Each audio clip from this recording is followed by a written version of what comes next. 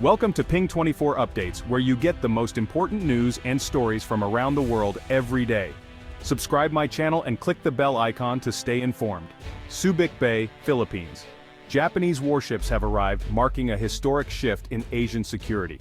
Japan has transferred Abukuma-Class destroyer escorts to the Philippine Navy, a bold statement of alliance and shared concerns. These ships, once part of Japan's maritime self-defense force, now sail under a new flag.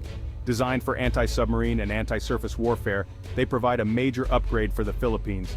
This move demonstrates Japan's commitment to a free and open region. Subic Bay is now the stage for a major geopolitical drama. The Philippines is no longer alone in the face of regional challenges. Japan's warships are here, and the balance of power is shifting. The world reacted swiftly to Japan's transfer of warships to the Philippines. The US and Australia welcomed the move, calling it vital for regional security and stability. China condemned the transfer, warning it threatens stability and could spark an arms race. Southeast Asian nations reacted cautiously, wary of rising tensions and pressure to choose sides. The Indo-Pacific is now the center of global strategic competition. The handover ceremony at Subic Bay was rich in symbolism.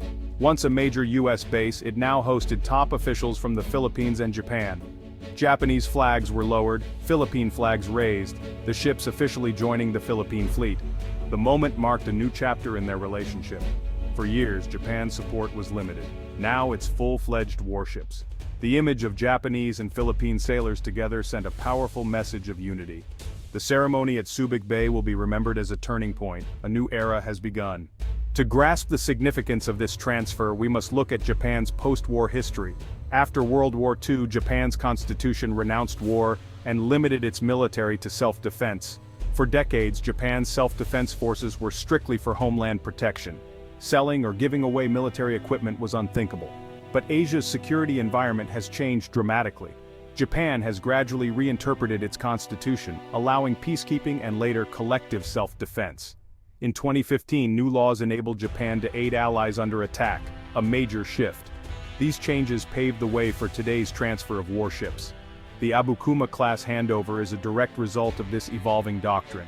It's not a commercial sale but a strategic gift to strengthen a partner's security. Japan is moving from passive consumer to active provider of regional security. This evolution is debated at home, with some fearing a loss of pacifist identity. The government argues these steps are necessary for Japan's security and the region's stability. The transfer to the Philippines is the clearest evidence yet of Japan's new approach. It shows Japan is willing to take bold steps to support allies. The security of Japan is now linked to the entire Indo-Pacific. Critics worry about entanglement in distant conflicts, but the government insists on the need for proactive engagement. The Philippines is among the first to benefit from this new policy. Japan's defense doctrine is no longer static, it's adapting to new realities. The region is watching closely. This transfer is part of a much larger geopolitical contest in the Indo-Pacific. The region is now the center of global power and rising tensions. Japan's move is a direct response, aiming to deter any single power from dominating through force. By strengthening the Philippine Navy, Japan and its allies seek a stable balance of power. The idea, a network of strong, like-minded nations, is the best defense against aggression. This is the principle behind alliances like NATO, now echoed in the Indo-Pacific.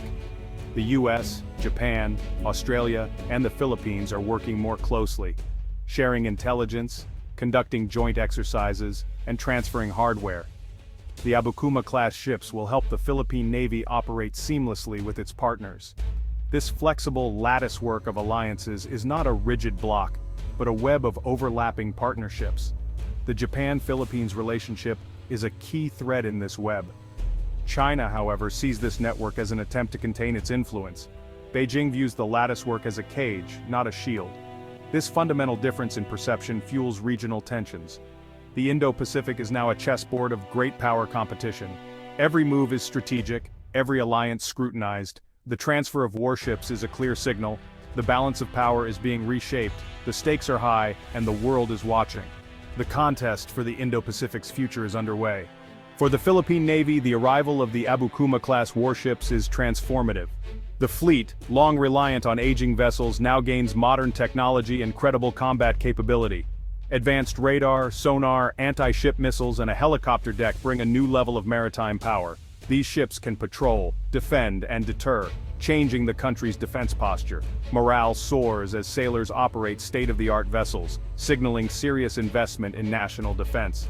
The transfer also opens doors to advanced training with Japanese counterparts, building vital human connections. The goal, a minimum credible defense, not to match superpowers, but to make any aggression costly. A stronger navy means a stronger voice in regional affairs. The Abukuma-class ships are a crucial step toward protecting Philippine sovereignty. The Philippines is no longer an easy target. These ships provide the means to defend its rights and interests. The impact goes beyond hardware. It's about pride, confidence, and deterrence. The region takes notice. The Philippines is stepping up. The partnership with Japan is more than symbolic. It's practical and powerful. The Abukuma-class marks a new era for Manila's navy. The country's defense future looks stronger than ever. The message is clear: the Philippines is ready to defend its waters. This transfer isn't just about helping the Philippines, it's part of Japan's own naval modernization. The Japan Maritime Self-Defense Force is constantly upgrading, replacing older ships with advanced models like the Mogami-class. Instead of scrapping capable vessels, Japan now transfers them to partners, strengthening alliances and managing fleet renewal. The Abukuma-class, commissioned in the 1990s, is being replaced by stealthier, more automated ships. This approach frees up resources and personnel for Japan while boosting a partner's capabilities. Demographics play a role. Japan's aging population means fewer recruits, so new ships require smaller crews. The Philippines, with a younger population, can easily staff the Abukuma-class. This transfer is a strategic solution to both countries' needs. As more advanced ships enter Japanese service, similar transfers may follow. The process strengthens regional security and deepens partnerships. It's a win-win. Japan modernizes, the Philippines gain strength. The alliance is built on practical cooperation. The Abukuma-class transfer is just the beginning. Japan's naval strategy is evolving to meet new challenges. The region benefits from this smart, adaptive approach. The partnership sets a precedent for future cooperation. Both nations are better prepared for the challenges ahead. The Indo-Pacific security architecture is being rebuilt, one ship at a time. The benefits of this alliance are clear, but so are the risks. The most immediate is escalation with China, which has already condemned the move. Beijing could respond with increased military activity or economic pressure. The region faces a delicate balancing act: deter aggression without provoking conflict. ASEAN unity is also at risk, as member states have differing ties to China and the US. The deepening Japan-Philippines alliance could create divisions within ASEAN. Diplomacy will be crucial to maintain regional cohesion. Domestic opposition exists in both countries. Some Japanese fear a loss of pacifism. Some Filipinos worry about dependence on foreign powers. Both governments must show that this partnership serves national interests. There's also the risk of miscalculation at sea. More ships mean more chances for accidents or confrontations. Clear rules of engagement and communication are essential to prevent crises. The stakes are high and mistakes could have serious consequences. Strength must be matched with caution. The path forward requires careful diplomacy and professional conduct.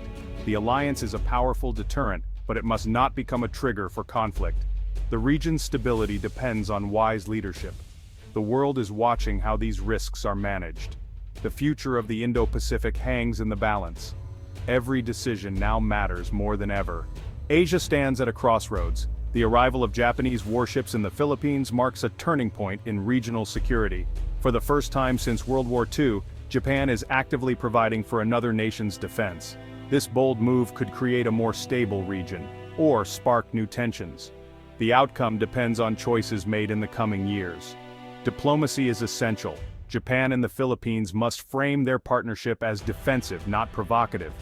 Dialogue with China remains crucial to prevent misunderstandings. Building collective defense is about deterrence, not confrontation. The key question: will this alliance stabilize the region or fuel rivalry? The US and its allies see it as a force for peace. China sees containment. These competing narratives will shape Asia's future. The Abukuma-class transfer is a symbol of a region in transition. The old order is fading. A new era is beginning. Will this be the start of lasting peace or a prelude to greater conflict? The world waits and hopes for wisdom and restraint.